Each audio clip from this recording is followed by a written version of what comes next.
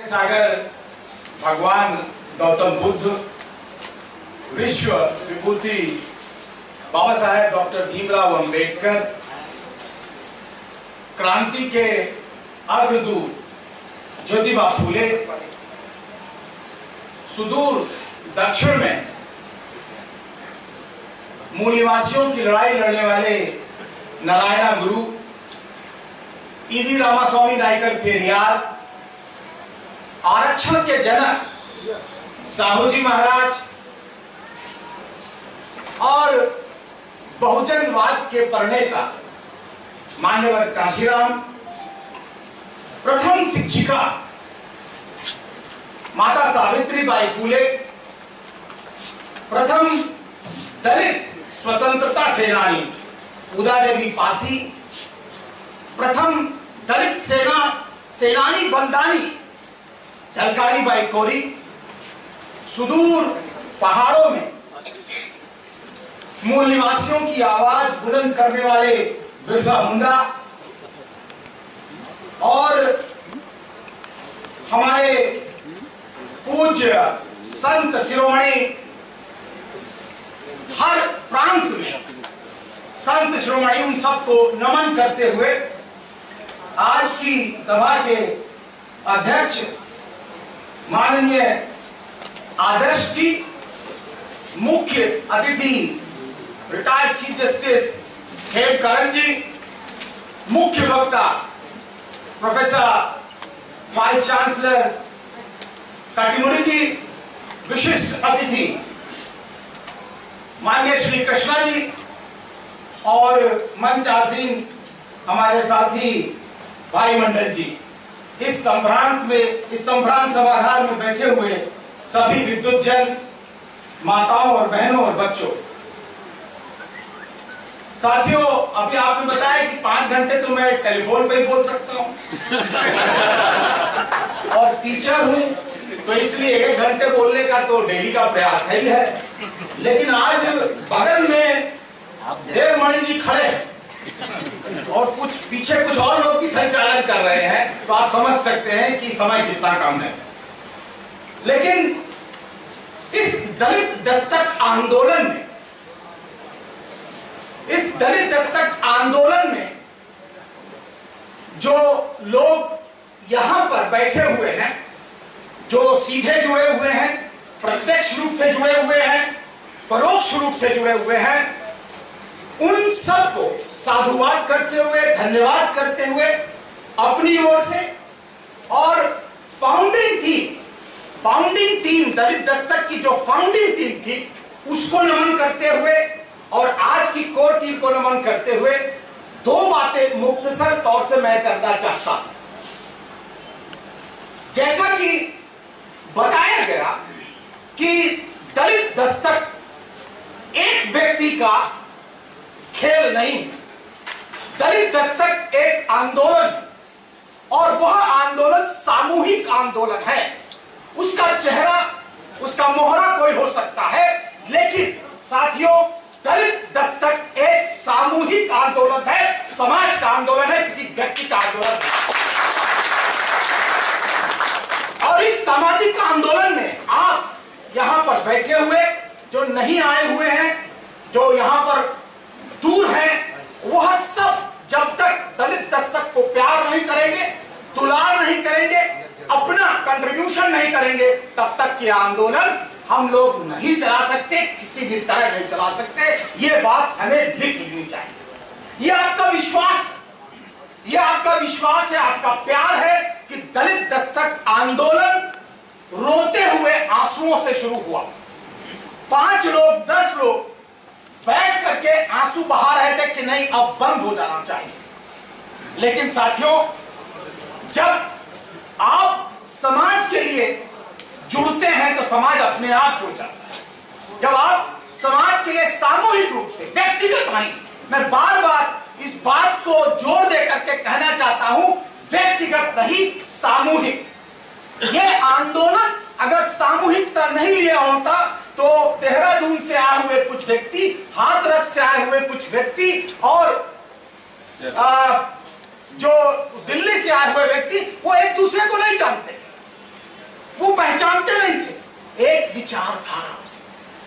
विचारधारा आती है और वह सबको जोड़ने लगती है। यह विचारधारा का कमाल है कि अशोक कहां से आए थे मुझे नहीं पता था, और श्री कृष्णा जी कहां से आए थे हमको भी नहीं पता था, आदर्श जी कहां से आए हमको नहीं पता, ओमवीर जी कहां से आए किसी को नहीं पता, और सब लोग जुड़ते चले गए, कारवां बनता चला गया। यह है विचारधारा की जीत। इसलिए साथियों, दलित दस्तक को आप विचारधारा से जोड़ करके सामूहिक नेतृत्व की तरफ देखिए, व्यक्ति और व्यक्तिवाद की तरफ मत देखिए। यह विचारधारा का खेल है, वरना आप हमारे पास नहीं आते। इसलिए मैं इस बात को बार बार रेखांकित करना चाहता हूं, अगर विचारधारा से जुड़ेंगे तो एजेंडा 2050 नहीं, मुझे लगता है 3000 भी हमारे साथ होगा। अगर विचारधारा से जुड़ेंगे, व्यक्ति से जुड़ेंगे, तो आप समझ लीजिए कि 2015 भी लगा हुआ है, यहां पर 2015 भी लगा हुआ है।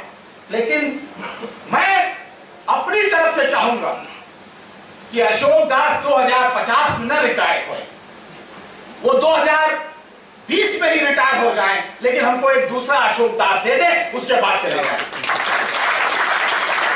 इसलिए साथियों, विचारधारा के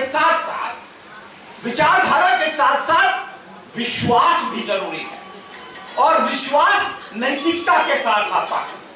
अगर व्यक्ति में नैतिकता है तो विश्वास बढ़ेगा, और नैतिकता है तो विचारधारा अपने आप बढ़ेगी। वरना मूर्ति तो लगी है बुद्धा की और मन में है पाप, बाबा साहब की बात करेंगे लेकिन अमानत में खयानत करेंगे तो कैसे आंदोलन चलेगा?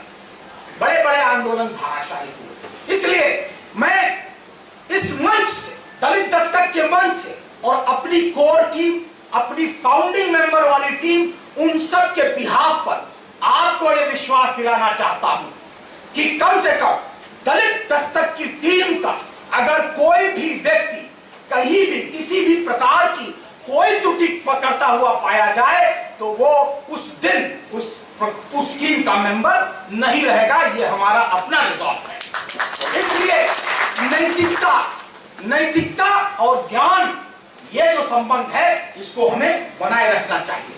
अब मैं ज्यादा समय न लेते हुए दलित दस्तक एजेंडा जो एडिटिंग किया था, एडिटर साहब देख लीजिए, वही लिखा है ना, वो अपने लिए क्या था? नहीं, वो एडिटिंग आप अपने लिए कैसे कर सकते हो, तो टीम का काम था।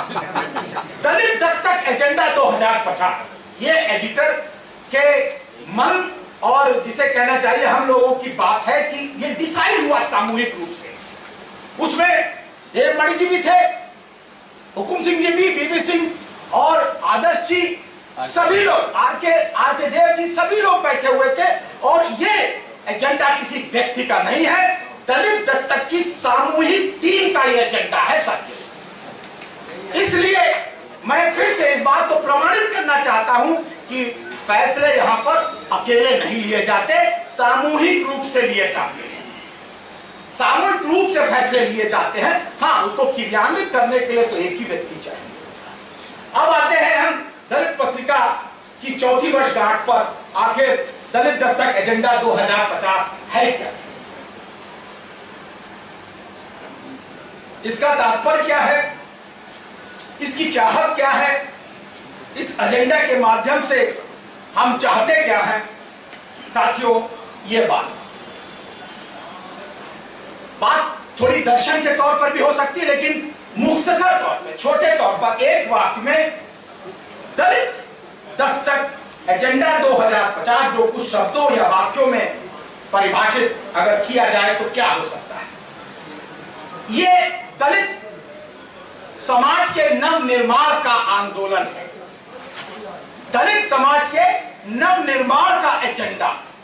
नव निर्माण के माध्यम से साथियों हम कोई अलग से जातिवादी आंदोलन नहीं चलाना चाहते, हम कोई विलगाव का आंदोलन नहीं चलाना चाहते।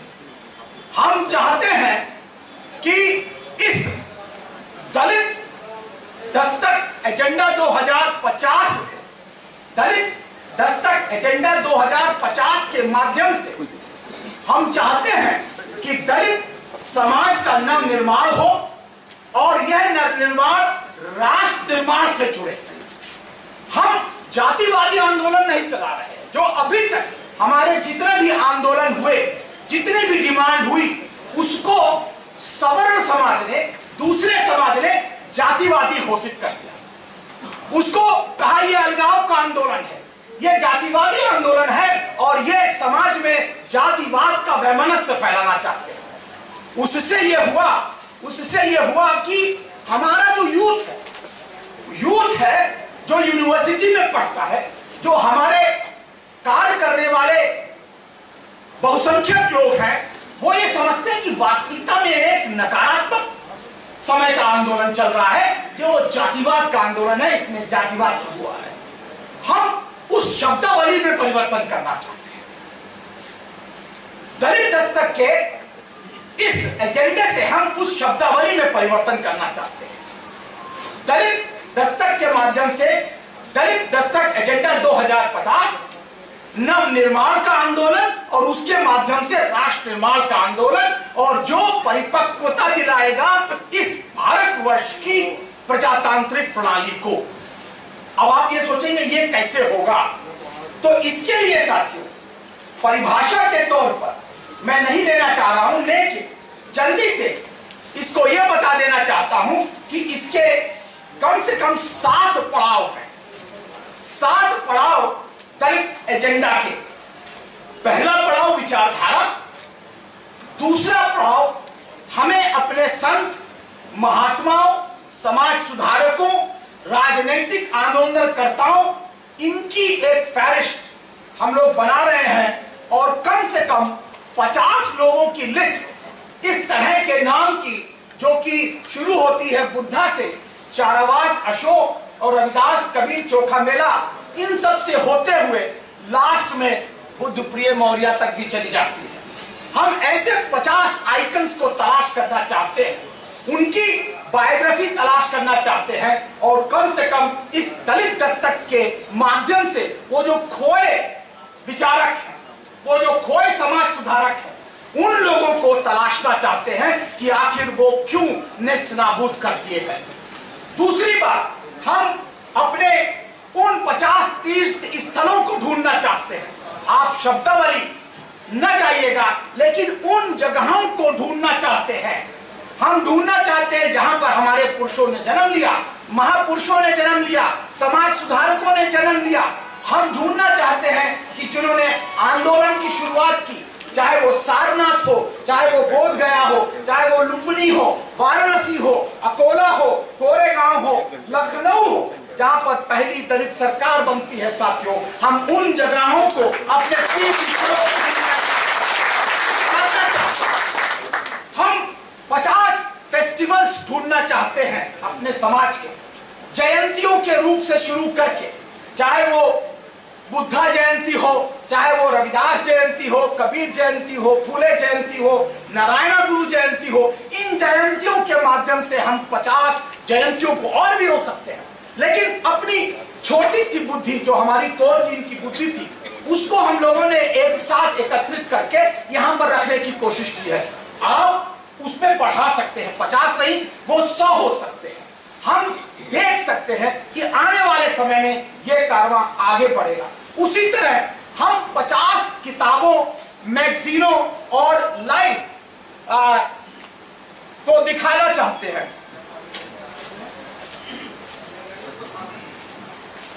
डेढ़ बजा है, 1:30 बजे तो बोलना उनको शुरू होना था। नहीं। हाँ, तो मेरा मानना यह है कि ये जो 50 मैगजीन्स हैं, किताबें हैं, हम शुरू कर सकते हैं। किताब धम्म पिटक से शुरू कर सकते हैं, विनय पिटक और अभिधम्म पिटक से होते हुए बुद्धा धम्म तक आ सकते हैं, और उसके बाद बाबा साहब द्वारा निकाले गए जनता, समता, प्रबुद्ध भारत, सबको जोड़ सकते हैं। और आज के समय में जितने भी हमारे पास जो ऑटोबायोग्राफीज आई हैं, जो जीवन चरित्र आया है, हम उनको अपनी किताबों में शामिल कर सकते हैं कि ये हमारी पठनीय पुस्तकें हैं। ये हमारी जो विरासत है उसको आगे ले जा रहे हैं। इसी तरह साथियों हम 50 चिन्हों को चिन्हित करना चाहते हैं, जैसे कि आप जय भीम कहते हैं, नमो बुद्धाय कहते हैं, और आजकल सिख समाज में आपने देखा होगा कि निकल आया है जो बोले सो निर्भय रविदास महाराज की जय। ये अपने आप में एक नया जिसे कहना चाहिए आविर्भाव। तो लिस्ट बहुत लंबी है, लिस्ट बहुत लंबी है, लेकिन हम चाहते हैं कि 50 जो 2050 तक हमारा एजेंडा है, इस जो इस कैलेंडर हमने बनाया है इसमें हम मास भरें अपने शब्दों से, अपनी सोच से, अपनी विचारधारा से। और इसके बाद साथियों हमारे जो आंदोलन है हम उनकी भी शिनाख्त करना चाहते हैं। कम से कम 8 आंदोलन दलित समाज के अंदर चल रहे हैं, जो कि आंदोलन ओबीसी और ट्राइबल इन सब को आत्मसात करना चाहते हैं। एक विचारधारा के रूप में वह एक बहुजन समाज की संकल्पना, मूल निवासी समाज की संकल्पना, जो ये विचारधारा है उसके तहत डालना चाहते हैं। 8 आंदोलन सामाजिक आंदोलन आपने देखा होगा, शिक्षित हो, संगठित हो, संघर्ष करो, शुरू से चल रहा है। और मरे हुए जानवर को छोड़ो खाना, आप उठाना छोड़ो, नार बियाना छोड़ो, ये सामाजिक आंदोलन और बहुत दिनों से चल रहे हैं। दूसरा राजनीतिक आंदोलन। राजनीतिक आंदोलन की शुरुआत आप जानते हैं बाबा साहब अम्बेडकर ने 1919 में की। पहली बार जब 7 बड़ों कमेटी को उन्होंने रिप्रेजेंटेशन दिया, लेकिन 1936 और 37 में उन्होंने पहला अपना राजनीतिक दल बनाया और उसके बाद बहुजन समाज पार्टी तक अनेक दल बने। हम ये चाहते हैं कि राजनीति बिल्कुल साफ दिखाई पड़े, कौन सी परतंत्र राजनीति है और कौन सी स्वतंत्र राजनीति है। परतंत्र राजनीति वो राजनीति है जो सवर्णवादी विचारधारा के दलों के अंदर दिखाई देती है और जगजीवन राम और दूसरी तरफ बंगारू लक्ष्मण दिखाई देते हैं और दूसरी तरफ आत्मनिर्भर दिखाई देती है, जिसमें बाबा साहब अम्बेडकर चलते हैं और मान्यवर काशीराम और मायावती। धार्मिक आंदोलन 14 अक्टूबर आपको दिखाई पड़ता होगा। बुद्ध जयंती का अभी आपने खीर पूरी खाई जवाहरलाल नेहरू विश्वविद्यालय में, आपने देखा होगा कि ये आंदोलन दिन ब दिन लोग, अभी कृष्णा जी गए थे हरदोई में, सर कितने बुद्ध विहार? 69 बुद्ध विहार केवल हरदोई के अंदर दिखाई पड़ा। ये जो एक तरह से सुप्त क्रांति चल रही है जिसको दिखाई नहीं दे रही। अभी लोग कह रहे थे 1 करोड़ नहीं, अरे भाई साहब 3 करोड़ से ज्यादा आबादी पहुंच चुकी है। 3.5 करोड़ से ज्यादा आबादी पहुंच चुकी है बुद्ध समाज के मानने वालों की, और आगे बढ़ रहा। दलित साहित्य का आंदोलन अपने आप में आज से नहीं, बहुत दिनों से चल रहा है और विभिन्न प्रांत में विभिन्न प्रकार के लोग अपनी छोटी छोटी कविताएं, छोटे छोटे कहानियां और आत्मचरित पूरा लिखने की कोशिश कर रहे हैं। तो वो एक साहित्य का आंदोलन। दलित कर्मचारी तंत्र का आंदोलन, वामसेफ जिसे कहा जाता है, और उस प्रकार के बहुत सारे आंदोलन चल रहे हैं। वामसेफ कितना सशक्त है, पे बैक टू सोसाइटी का जो नारा था, वो नारा एक पूरे के पूरे आंदोलन को पैदा करता है, और वो आंदोलन है बहुजन समाज पार्टी। वामसेफ ने पैदा किया बहुजन समाज पार्टी को। तो कर्मचारी तंत्र में, दलित कर्मचारी तंत्र में कितनी शक्ति है इसका प्रमाण दिखाई पड़ता है। अगर वो ठान ले तो कम से कम 10 मैगजीन तो इंडिया टुडे जैसी निकाल सकता है, लेकिन क्या करेगा। दलित महिलाओं का आंदोलन अपने आप में अलग चल रहा है और उसके लिए मैं ज्यादा बात नहीं, लेकिन दलित स्वयंसेवी संगठनों का आंदोलन 2000 के बाद से शुरू हुआ।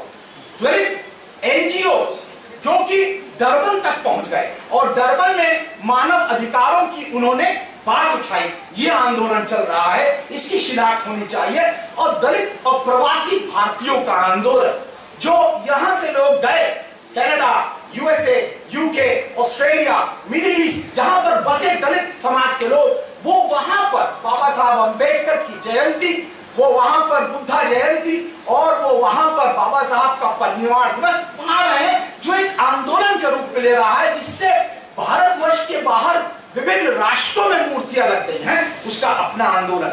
लेकिन साथियों, कुछ आंदोलन की तरफ हमें अभी नजर उठाकर देखना है, स्पेशली दलित युवाओं और छात्रों का आंदोलन, जिसके खिलाफ सुरेंद्र बैठे हुए हैं। मुझे लगता है और बड़ा आंदोलन अभी होना बाकी है।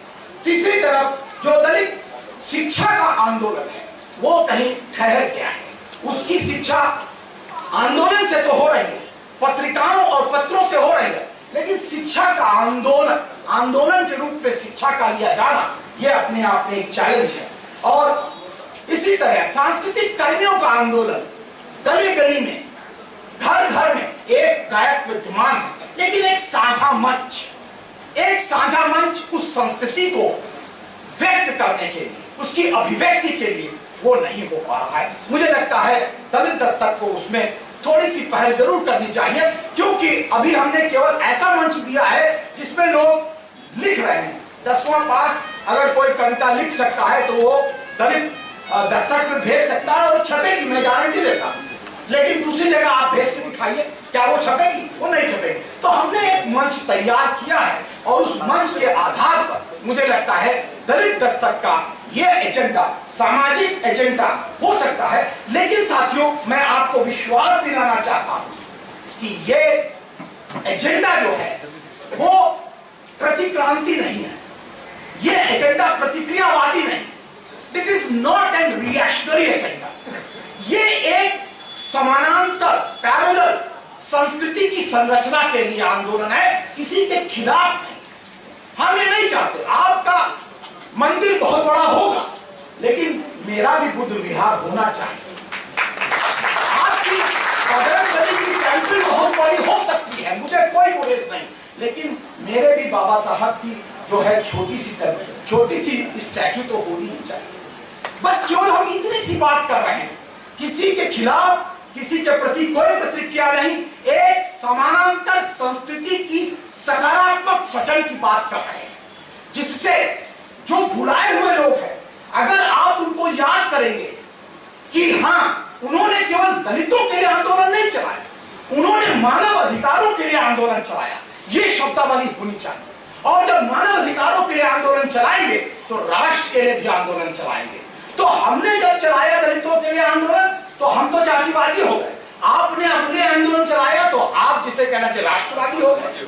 ये कैसे हो सकता है? हम भी उतने ही राष्ट्रवादी हैं जितने कि आप राष्ट्रवादी हैं। इसलिए दलित दस्तक एजेंडा 2050 राष्ट्र निर्माण का आंदोलन है और हम सब राष्ट्र निर्माण के कार्यक्रम में जुड़ने जा रहे हैं, किसी जातिवाद के साथ।